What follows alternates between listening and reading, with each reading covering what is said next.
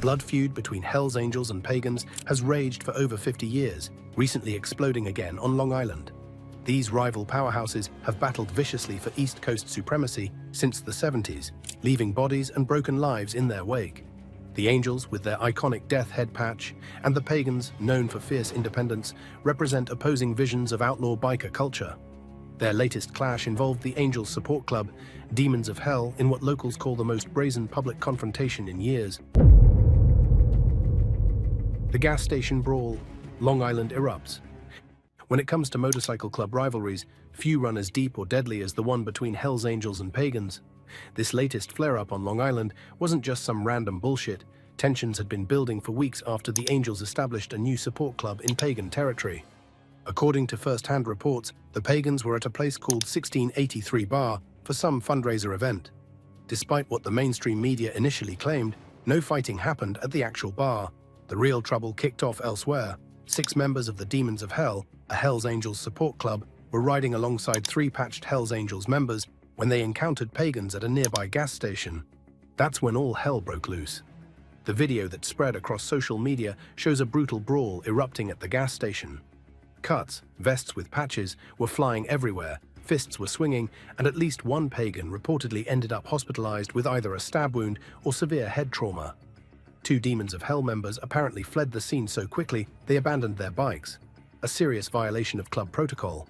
Even more shocking to anyone familiar with outlaw code, one Hell's Angels member lost his cut during the fight, something considered a major disgrace in club culture.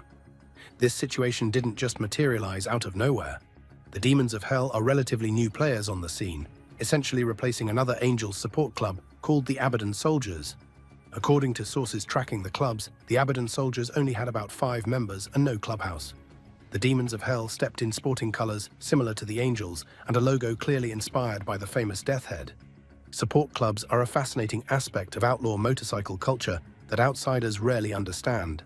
They function like farm teams or affiliates to the major clubs. The Demons of Hell wear the same red and white colors as Hell's Angels, and their logo is obviously inspired by the mother club's Death Head. These support clubs often handle business the main club doesn't want direct involvement with, provide extra manpower during conflicts, and serve as a recruitment pipeline. Members who prove themselves worthy might eventually prospect for the main club. What's particularly interesting about the Long Island situation is that historically, various clubs in that region have maintained a relatively peaceful coexistence. They've typically tolerated each other's presence and avoided public confrontations. This recent violence represents a significant shift in the dynamic. Public brawls like this one are increasingly rare and considered bad for business by most established clubs. Such high-profile violence inevitably draws law enforcement attention. As one commentator put it, when things like this happen in public, indictments will come down the line. You will see a bunch of mugshots coming out in the newspaper. This isn't speculation. History shows that public acts of violence between clubs often trigger RICO investigations and federal indictments months or even years later. Law enforcement agencies maintain extensive intelligence operations focused on outlaw motorcycle clubs, and viral videos of patch-wearing members brawling in public provide perfect justification for increased scrutiny. What makes this incident especially significant is the involvement of multiple Hell's Angels members alongside their support club. This suggests the conflict has escalated beyond just club-level tensions to something the mother club felt required direct participation. In the hierarchy of motorcycle clubs, when patch-holding members of a major club like Hell's Angels get directly involved in a street fight, it signals serious business. The aftermath of this incident will likely play out over months or even years. Federal agencies are undoubtedly already mapping networks, building cases, and planning their next moves. Meanwhile, tension between these clubs continues to simmer, with the potential for further violence always present.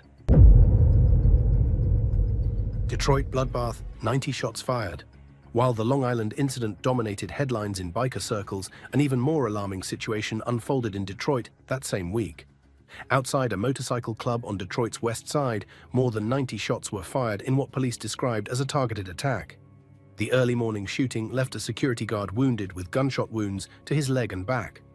Detroit Police Lieutenant Philip Rodriguez reported that officers responded after receiving a ShotSpotter alert around 5 a.m. Upon arrival, they found the wounded security guard and dozens of shell casings scattered across the street. According to police, suspects pulled up alongside the club in a vehicle and opened fire. There may have been return fire from inside the club, though though investigators were still piecing together the evidence. What makes this case particularly notable is the sheer number of shots fired, over 90 rounds. That's not a spontaneous act of violence, but a deliberate planned attack with serious firepower.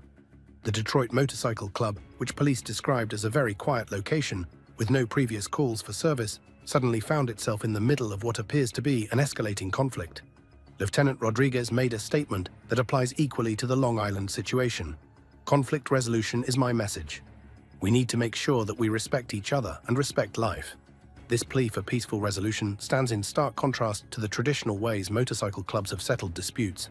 The Detroit incident raises serious questions about the current state of relations between various motorcycle clubs in the region. While police haven't publicly identified which club was targeted or who might be responsible, the scale of the attack suggests deep-seated animosity between rival groups. Compared to the Long Island brawl, it represents a different but equally concerning approach to club conflicts, less public but potentially more lethal. This pattern of violence isn't limited to the eastern United States. Across the country and internationally, motorcycle clubs continue to clash despite increased law enforcement pressure. The old codes and territorial disputes remain powerful motivators, even as clubs have evolved in other ways. What's particularly troubling about the Detroit shooting is how it represents an escalation in firepower. While traditional club conflicts might involve fists, chains, knives, and occasionally handguns, the use of what was likely automatic or semi-automatic weapons capable of firing dozens of rounds in seconds signals a deadlier approach to interclub warfare. The question now is whether this represents an isolated incident or the beginning of a new, more lethal phase in club conflicts.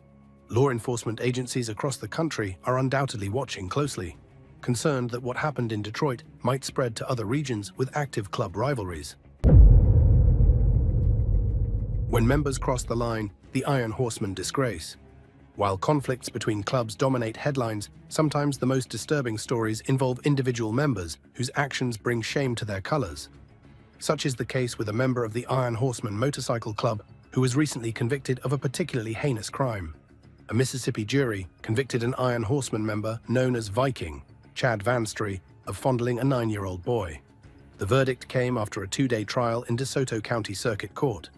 This case represents the darkest side of club culture, where individual members commit acts that violate not only society's laws, but also the supposed codes of honor that clubs claim to uphold.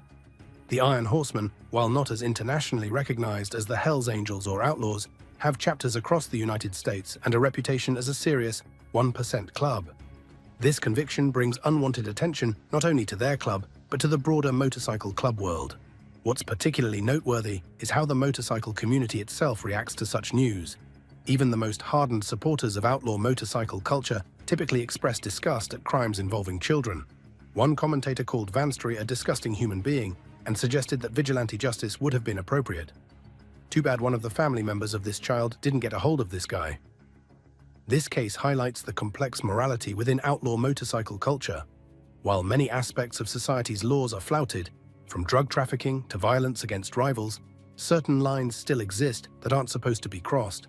Crimes against children represent one such boundary, and members who violate these unspoken rules often find themselves without the protection of their brothers, facing not only legal consequences but potentially club discipline as well. The case also demonstrates how motorcycle clubs increasingly find themselves under scrutiny, not just for traditional club business, but for the individual actions of their members. In today's interconnected world, a heinous crime by one member becomes associated with the patch he wears, creating public relations problems for the entire organization. Vanstry's sentencing was scheduled for October 13th, with many in both the law enforcement and motorcycle communities watching closely to see what punishment the court would deem appropriate for his crime. The conviction serves as a stark reminder that beneath the romanticized image of outlaw bikers lies the reality that some individuals use the club structure and intimidation factor to shield truly reprehensible behavior. While the brotherhood aspect of motorcycle clubs often creates a protective shield around members, cases like this frequently result in the club distancing itself from the individual. Members who bring this kind of heat and disgrace to the patch are typically out bad, expelled from the club in disgrace. However, the stain on the club's reputation remains, feeding into the negative public perception of outlaw motorcycle clubs as havens for criminals of all types. Rock Machine Arsenal, Canadian Connection. The influence and activities of outlaw motorcycle clubs extend far beyond American borders. In Canada, authorities recently arrested a member of the Rock Machine Motorcycle Club on serious weapons charges. This case provides a window into the international nature of club activities and law enforcement responses. Police in Medicine Hat, Alberta, arrested 58-year-old Clint Mayer, identified as an affiliate of the Rock Machine Motorcycle Club, after responding to reports of a suspicious vehicle. Mayer was already wanted on an outstanding warrant, but what officers found in his possession escalated the situation significantly. During the arrest, police discovered methamphetamine, and a search of his vehicle revealed a .22 caliber semi-automatic GSG MP40 with a suppressor, ammunition, a taser, and 2 cans of bear spray.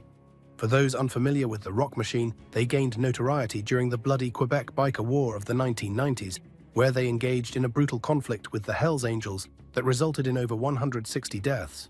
While their presence diminished for a time, the club has seen a resurgence in recent years, establishing chapters across Canada and internationally. Mayer's arrest highlights several important aspects of modern outlaw motorcycle club operations. The possession of serious weapons, particularly a submachine gun with a suppressor, suggests preparation for potential violence. The methamphetamine charge aligns with the long-standing involvement of many clubs in drug trafficking. Yet what's perhaps most telling is that Mayer was described by police as an affiliate, rather than a full-patch member, pointing to the complex network of associates and supporters that surround formal club structures. This case represents just one example of the ongoing cat-and-mouse game between outlaw motorcycle clubs and law enforcement agencies across North America. While clubs have become increasingly sophisticated in their operations, police have responded with specialized units focused specifically on monitoring and disrupting their activities. The international dimension of motorcycle club operations presents unique challenges for law enforcement. Clubs like the Hells Angels, Outlaws, Bandidos, and others maintain chapters across multiple countries, allowing them to shift operations when pressure increases in one jurisdiction. The Rock Machine, though smaller than these major international clubs, has nonetheless established an international presence, with chapters reported in Canada, the United States, and Australia. The weapons found in Mayer's possession highlight another concerning trend: the increasing militarization of outlaw motorcycle clubs. While clubs have always been armed to some degree, the sophistication of weapons seized in recent raids suggests an arms race between rival organizations. Submachine guns with suppressors, assault rifles, and even explosives have been found in club-related investigations across North America. This escalation poses significant risks, not only to rival club members, but to innocent bystanders who might be caught in the crossfire. Down Under crackdown, Australia goes hard. Speaking of Australia, authorities there have recently launched a major operation targeting the Hells Angels and Comancheros motorcycle clubs. The South Coast Raptor Squad, a specialized police unit focused on organized crime, conducted simultaneous raids across multiple locations in September 2025, resulting in 11 arrests. During these raids, police seized a replica firearm, steroids, mobile phones, and other evidence related to an ongoing investigation into public violence and gang affiliation. The operation targeted properties across several areas, including Nora and Sanctuary Point, focusing on individuals linked to recent violent incidents between rival clubs. The Australian approach to outlaw motorcycle clubs has been particularly aggressive in recent years. Several Australian states have implemented specialized legislation aimed directly at disrupting these organizations, including anti-association laws that prohibit known club members from gathering together. These measures have been controversial, with critics arguing they infringe on civil liberties, while supporters point to the reduction in public violence. Of the 11 men arrested, 5 were wanted in connection with a brawl in Huskisson on August 9th. Others were charged in relation to a separate incident at the entrance on the Central Coast, with charges including a fray, weapons offenses, drug possession, and dealing with proceeds of crime. Ages of those arrested ranged from young adults in their early 20s to older men in their 50s, demonstrating the multi-generational nature of these organizations. What's particularly interesting about the Australian situation is how it reflects the evolution of bikie gang enforcement. Rather than simply targeting patch members, authorities are increasingly focusing on anyone associated with or linked to these clubs. This broader approach recognizes the complex network of supporters, hangers-on, and prospects that surrounds formal club membership. The Australian crackdown also highlights an international trend: the increasing youth involvement in motorcycle club violence. Several of those arrested were described as teenagers or young men between 18 and 23 years old. This younger demographic represents a shift from the traditional image of outlaw bikers as middle-aged men, suggesting clubs are actively recruiting younger members who may bring different attitudes and approaches to club business. Video of one brawl, reportedly between Hells Angels and Comancheros supporters, showed young men in club colors fighting on a patio before spilling into a building where police quickly intervened. The rapid police response suggests authorities were either monitoring the situation or had received intelligence about potential trouble, another sign of the increasingly sophisticated law enforcement approach to these organizations. The Australian situation mirrors what's happening in the United States and Canada. Increased scrutiny, specialized law enforcement units, and a focus on disrupting not just the clubs themselves, but their broader support networks. As one jurisdiction increases pressure, clubs often shift operations elsewhere, creating a constant game of adaptation and counter-adaptation between outlaws and authorities. Australia's approach has been particularly noteworthy for its legislative innovations. Some states have implemented laws allowing authorities to declare organizations criminal groups, making membership or association itself a criminal offense. These laws have been challenged on constitutional grounds, but have generally been upheld. The effectiveness of this approach remains debated, with some arguing it has simply driven club activities underground rather than eliminating them. Red Rum Motorcycle Club, symbol wars and respect. While established clubs like the Hells Angels and Pagans dominate headlines, newer organizations like the Red Rum Motorcycle Club have also generated controversy. The Red Rum MC gained attention partly due to their unusual patch, specifically their use of a 13.5 symbol that resembles a diamond. In motorcycle club culture, symbols carry enormous significance. The traditional 1% diamond patch signifies an outlaw identity, referencing the American Motorcyclist Association's supposed claim that 99% of motorcyclists are law-abiding citizens, implying the remaining 1% are outlaws. Red Rum's use of a 13.5 symbol created confusion and controversy, with some interpreting it as a prison reference meaning judge and jury and half a chance at winning the case. According to sources familiar with the club, Red Rum eventually changed their symbol from something that looked like a diamond to more of an arrowhead design, still containing the 13.5 but in a less controversial format. This change suggests pressure from established clubs who guard their symbols jealously and view unauthorized use of similar imagery as disrespectful. The Red Rum situation highlights how seriously traditional clubs take matters of symbolism and respect. Using patches or symbols that too closely resemble established club insignia can lead to serious consequences. This isn't just about copyright or branding. In the motorcycle club world, these symbols represent hard-earned identity and status that members have potentially risked their freedom or lives to obtain. In a bizarre twist to the Red Rum story, a video surfaced allegedly showing the club's founder, Cliff Mattis, surrounded by police. This video was posted by another controversial motorcycle group called the Twin Outlaw Brotherhood, who claimed they got to meet him in person. Very nice gentleman. The sarcastic nature of this post, showing someone clearly in trouble with law enforcement, demonstrates the complex and often petty rivalries between newer clubs trying to establish legitimacy. These newer clubs like Red Rum exist in a precarious position in the motorcycle club world. Without the history, size, or connections of established organizations, they must carefully navigate relationships with dominant clubs in their territory while trying to build their own identity and reputation. The pressure to conform to traditional expectations while still establishing uniqueness creates constant tension. The founder of Red Rum, Cliff Mattis, apparently had his own vision for the club that didn't necessarily align with traditional outlaw motorcycle club structure. This created friction both within the organization and with established clubs in their territory. Former members like Johnny, who was recently interviewed about his experiences, have provided insight into the internal politics and external pressures facing newer clubs like Red Rum. The club's name itself, Red Rum being murder spelled backward, carries implications that might attract unwanted attention from both law enforcement and traditional clubs. This kind of provocative branding represents a common challenge for newer organizations. How to establish a distinctive identity without crossing lines that might provoke violent responses from established clubs. Twin Outlaw Brotherhood, Internet Clowns.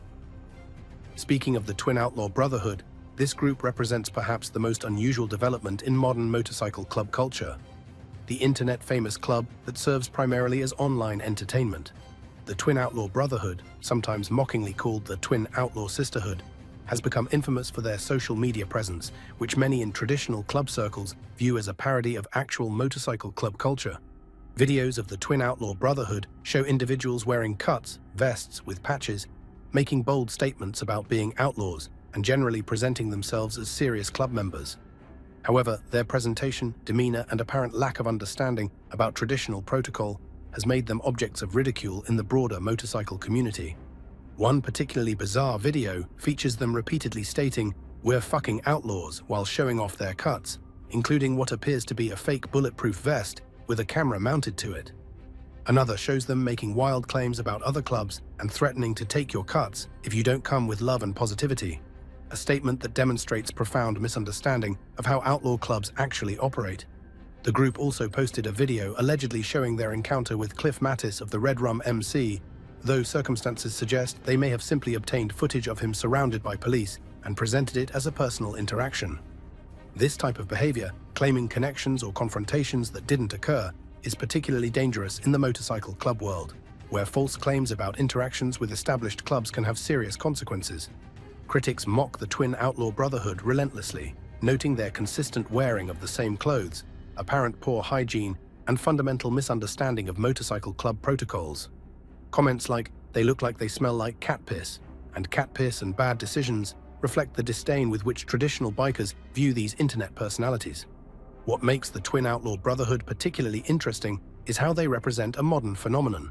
Individuals with little or no connection to actual motorcycle club culture adopting its aesthetic and language for internet fame. In previous decades, claiming outlaw status without backing would have led to immediate physical consequences. Today, operating primarily in the digital realm allows such groups to exist in a strange limbo, mocked by insiders but largely ignored by the actual clubs they imitate. This phenomenon isn't unique to motorcycle culture. Across various subcultures, the internet has enabled a form of participation that would have been impossible in earlier eras. The traditional gatekeeping mechanisms that once controlled access to subcultures have been partially circumvented by social media, creating strange new hybrid identities that exist primarily for online consumption. For established clubs, groups like the Twin Outlaw Brotherhood represent an annoying but largely irrelevant sideshow. Traditional outlaw clubs are concerned with territory, business interests, and genuine rivalries, not internet personalities playing dress-up. However, the existence of such groups does potentially dilute the mystique and intimidation factor that traditional clubs have carefully cultivated over decades. The fact that the Twin Outlaw Brotherhood can openly claim outlaw status, wear patches, and make ridiculous statements about other clubs without facing physical consequences demonstrates how much the landscape has changed.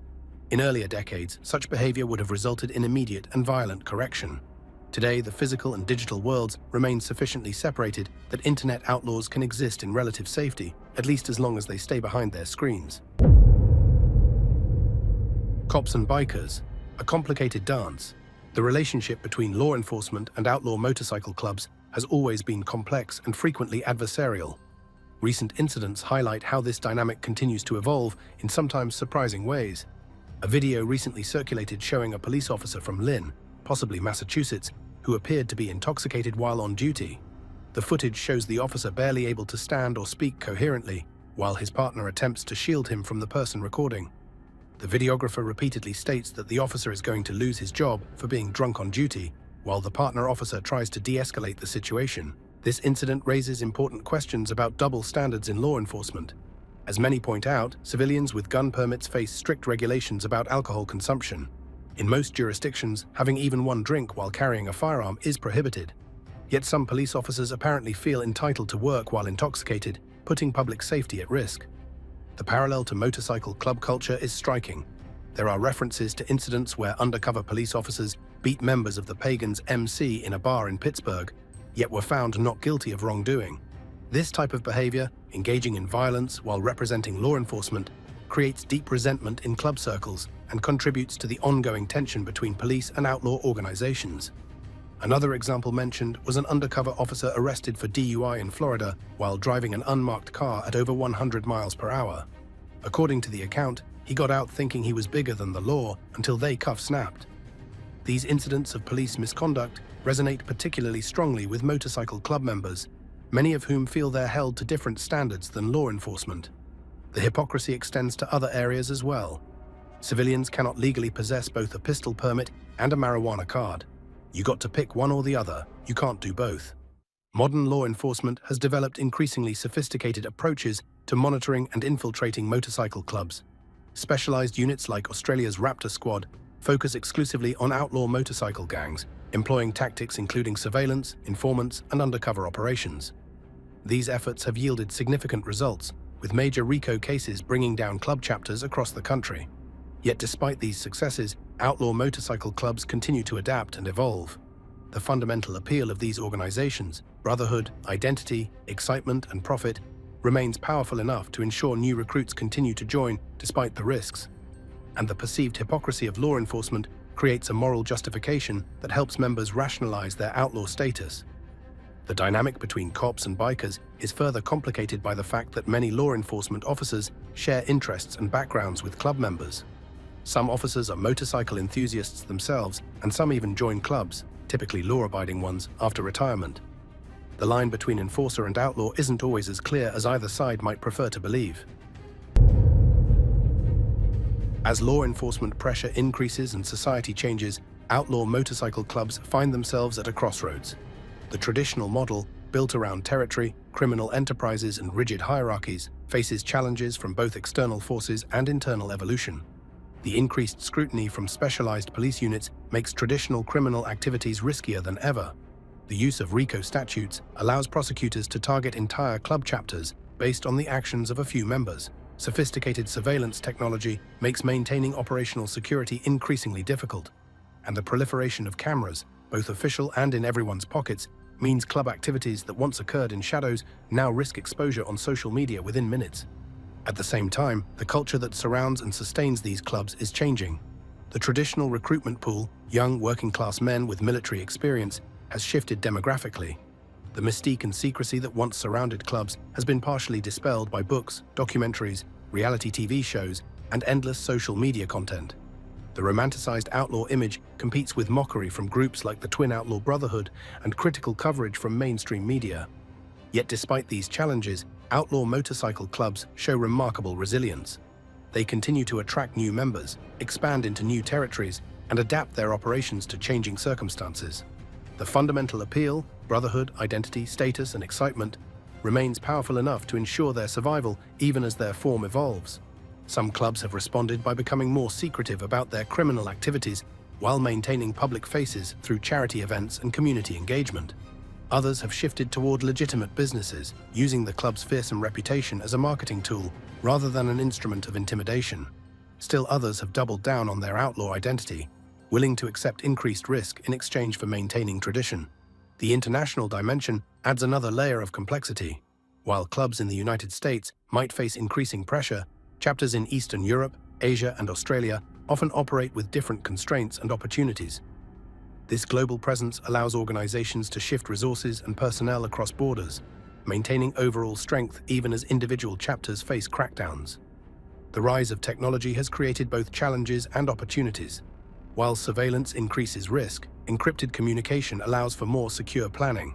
Social media exposes club activities, but also provides recruitment tools and platforms for shaping public perception. The internet has democratized access to club culture, but also diluted its authenticity through imitators and pretenders. The future of outlaw motorcycle clubs will likely involve increased stratification between different types of organizations. The major international clubs, with decades of history and sophisticated structures, will continue to adapt and evolve, finding new business models and operational security measures. Smaller, newer clubs may struggle with the increased scrutiny and competition, either fading away or being absorbed into larger organizations. The use of support clubs, as seen with the Demons of Hell on Long Island, represents one adaptive strategy that will likely become more common. By creating buffer organizations that handle higher-risk activities, major clubs attempt to insulate their core membership from direct legal exposure. Whether this approach proves effective in the long term remains to be seen, as prosecutors increasingly target entire support networks rather than just mother clubs. Beyond the patch, the human side of club life. Behind the headlines about violence, arrests, and rivalries, it's important to remember that motorcycle clubs consist of individuals with complex motivations and life stories. While media and law enforcement tend to present a one-dimensional view of these organizations as simply criminal enterprises, the reality is more nuanced.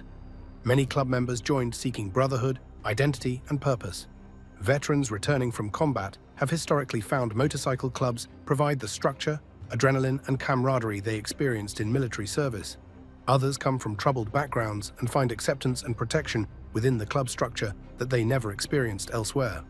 This doesn't excuse criminal behavior, but helps explain the powerful appeal these organizations continue to hold despite increased legal risks. The colors, traditions, and rituals provide meaning in a world many members find otherwise alienating or hostile. The respect shown to patch holders within the club world contrasts sharply with the marginalization many experienced in mainstream society. Personal narratives from former members often reveal motivations and experiences that challenge simplistic understandings of outlaw motorcycle culture. Former members like Johnny from the Red Rum MC provide insight into the internal politics, personal relationships, and day-to-day realities of club life that rarely make headlines. These personal accounts highlight how the boundaries between outlaw and lawman are sometimes blurrier than either side would care to admit.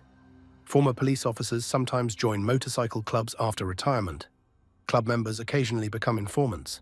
The human element introduces unpredictability into what might otherwise appear to be clearly defined opposing forces. The motivations for joining clubs vary widely. Some members are attracted by the criminal opportunities, others by the brotherhood and sense of belonging. Some join for protection, others for status and respect. Many are drawn by a combination of these factors, finding in club life a complex mix of benefits and obligations that satisfy various psychological and practical needs. Exit paths from clubs are similarly varied. Some members leave voluntarily after growing tired of the lifestyle or facing family pressure. Others are forced out for violations of club rules or personal conflicts. Some cooperate with law enforcement to escape legal consequences, while others serve their time and return to club life afterward. These diverse experiences reflect the complex human realities behind the monolithic public image of outlaw clubs. The path to peace, conflict resolution in club culture. As Lieutenant Rodriguez wisely noted following the Detroit shooting, conflict resolution is my message. We need to make sure that we respect each other and respect life. This sentiment, coming from a law enforcement officer, echoes what many veterans of club life have come to realize. Endless cycles of violence benefit no one. While traditional rivalries between clubs like the Hells Angels and Pagans remain intense, there have been examples of successful conflict resolution in the club world. In some regions, rival clubs have established truces or territorial agreements that minimize violent confrontations. These arrangements often come after particularly costly conflicts where both sides recognize the futility of continued violence. The push for conflict resolution comes from multiple directions. Older members, having seen the consequences of decades of violence, often advocate for more strategic approaches to inter-club relations. Law enforcement pressure creates common enemies that sometimes bridge traditional rivalries, and the increasing scrutiny that follows public violence makes peaceful coexistence appealing from a business perspective. However, tradition and pride remain powerful forces. For decades, certain clubs have been bitter enemies, and that history isn't easily forgotten. Young members eager to make names for themselves may push for more aggressive responses to perceived disrespect. And in some regions, genuine business conflicts over territory and criminal enterprises make peaceful coexistence difficult. The international dimension adds additional complexity. While clubs in one region might reach an understanding, their chapters elsewhere may continue conflicts. The Hells Angels and Bandidos, for example, maintain a generally peaceful relationship in some countries while remaining bitter rivals in others. The increased law enforcement pressure has created another interesting dynamic.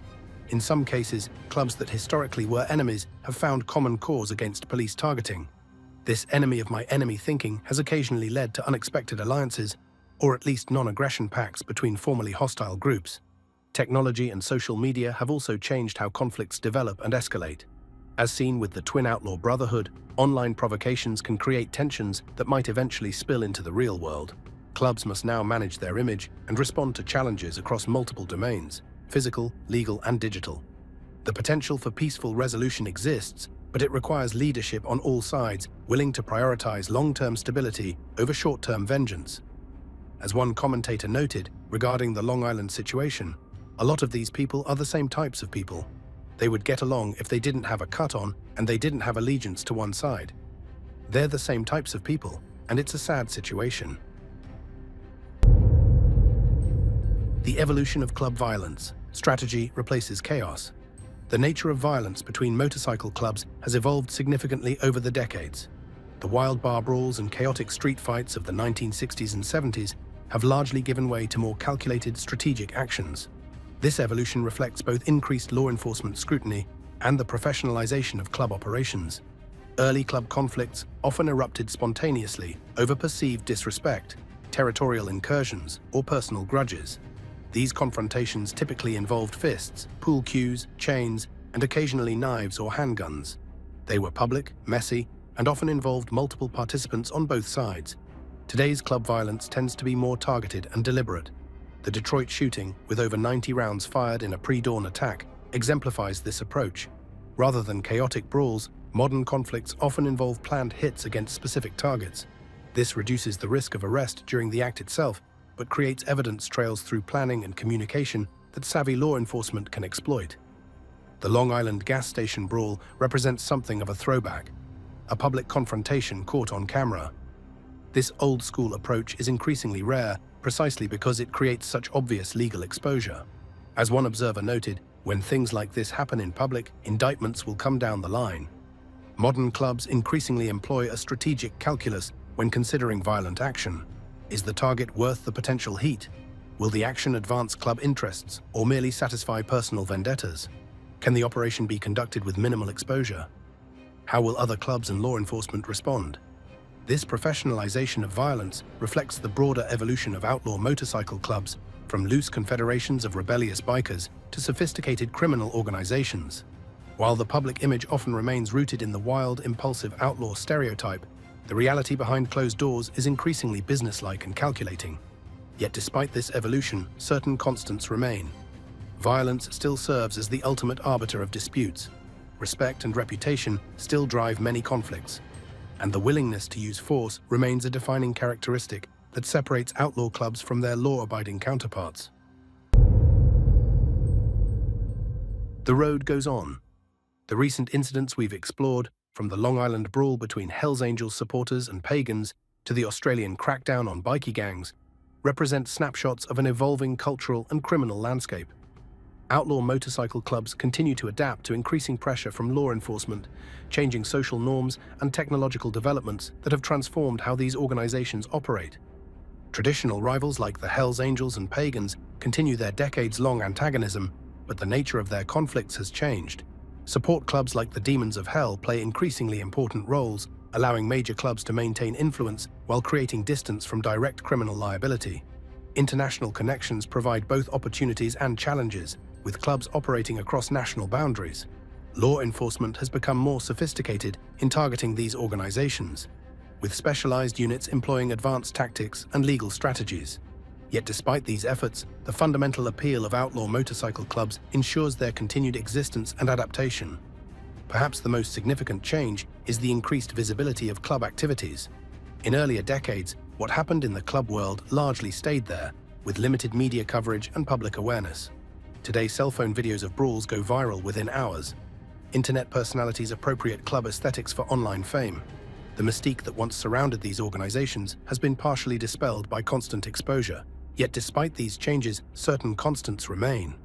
The power of symbols like the Death Head or the 1% diamond, the importance of respect and territory, the complex moral codes that govern behavior within these subcultures. These elements have persisted through decades of evolution and will likely continue to define outlaw motorcycle culture for years to come. As Lieutenant Rodriguez wisely noted in his plea following the Detroit shooting, conflict resolution remains the healthiest path forward. Whether clubs will increasingly embrace this approach or continue traditional patterns of rivalry and violence remains to be seen. What's certain is that outlaw motorcycle clubs will continue to adapt and evolve, maintaining their place in the criminal landscape while preserving the traditions and brotherhood that give these organizations their enduring appeal. The story of outlaw motorcycle clubs is far from over. New chapters are being written every day as the next generation of members carries forward traditions while adapting to changing circumstances. For law enforcement, citizens, and club members themselves, understanding this complex and evolving culture remains as challenging and important as ever.